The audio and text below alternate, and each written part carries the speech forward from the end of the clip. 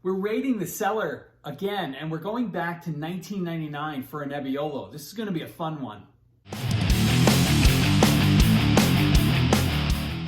Hey, welcome back to DrinkinItIn. I am your host, Chris Cassara. We are here to help you know more and drink better, and today we're raiding my cellar, sort of, for a 1999 Riserva Nebbiolo. This is from the Gilodi winery, Tenuta Monolo Bramaterra. I say we're sort of raiding my cellar because this was a library wine that was purchased through Fass Selections. While Fass, amazing at finding these wines from small producers in Europe, and this one there was an opportunity to buy some wines from the library of this particular cellar. The price was just stupid. I think it was under $30. And so I had to give it a try. So this has been in my cellar for 6 weeks, but it is 25 years old. Let's give it a taste.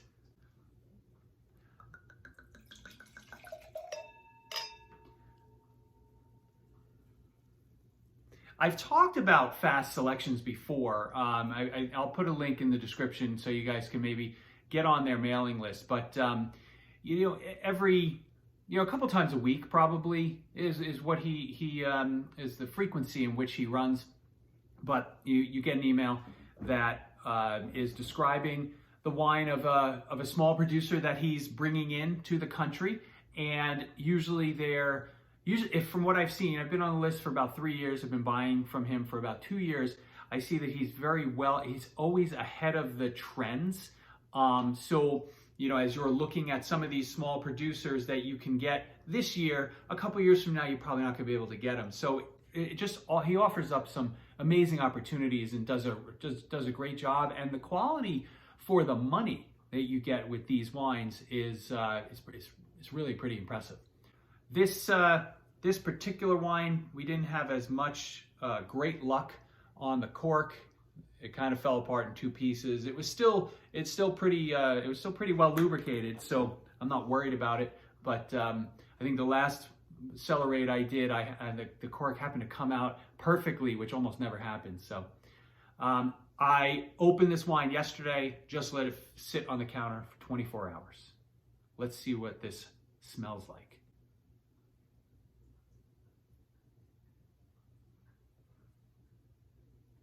So right off the bat, it reminded me of an Amaro. So there's herbal notes in here. There's some floral stuff, the floral notes going on. A little balsamic vinegar. There's something. I mean, there's cherries, right? The cherries are there. I probably should have led with those.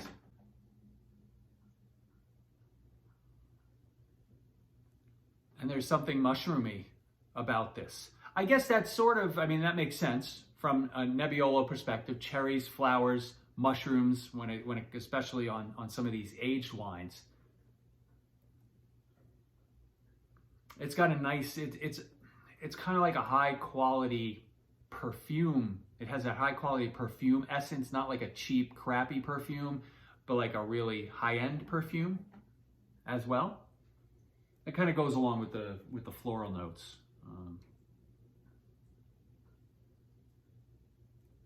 Let's give it a try.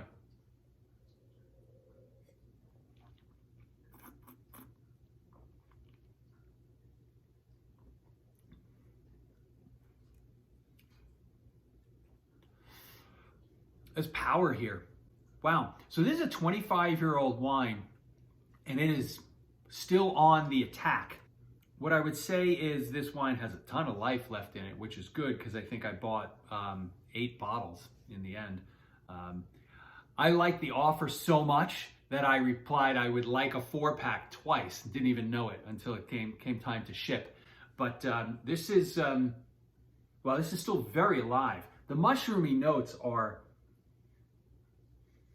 pretty intense.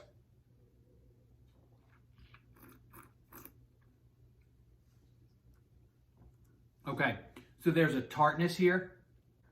This is, the cherries are very ripe. It's a ripe, tart cherry. The floral notes are coming through. The mushroomy notes are coming through.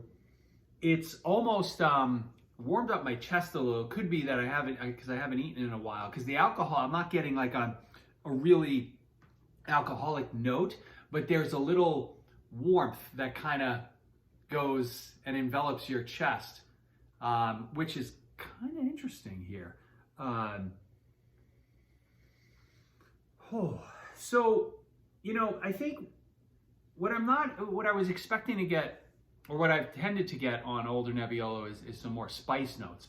Like there's herbal notes here, there's floral notes here, there's mushroom notes here.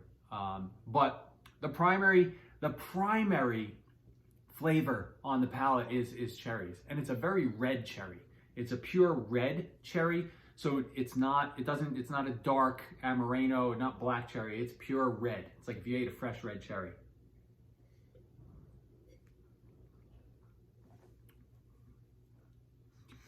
So I think what I'm going to do is I'm going to pause this in a moment, and I'm going to taste this tomorrow night as well, just to see if more air in the, you know, more oxygen will change this wine, because I think it will. The nose was a little bit not muted, but I feel like with some oxygen, it'll really wake it up. So I'll see you tomorrow for part 2, day 2 of this Cellarade. Hey, so we're back. This is now day 2 of tasting the 1999 Bramaterra Riserva from Tenuta Monolo. It's Nebbiolo. You know, so yesterday this was, I said it was pretty pure in terms of cherries. The nose was a little, I don't want to say closed, but it was definitely not jumping out of the glass. I had opened the bottle for 24 hours. I figured it would good. Let's give it another 24 and see whether there's difference from yesterday.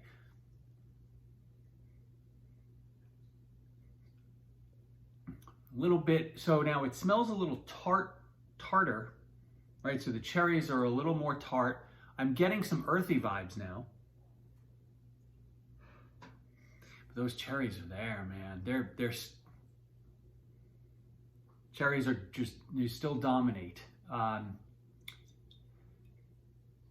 earthiness, I mean, I guess I called out mushrooms a bunch of times, so maybe, you know, it's kind of in the same family, mushrooms and earthiness, if you will. No, it's a little more lively today. Not like it didn't like double, but it's a little more lively and still beautiful.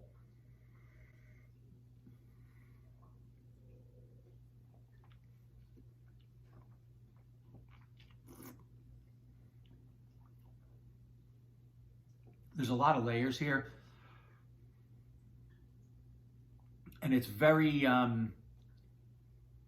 it's a little silkier than yesterday, which I guess you could expect, right? A little more time, a little more oxygen, a little softer.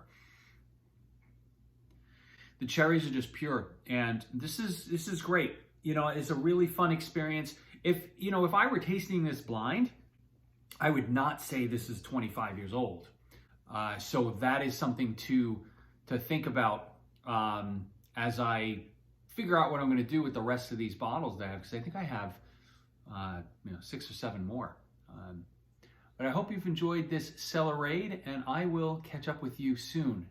Cheers, folks.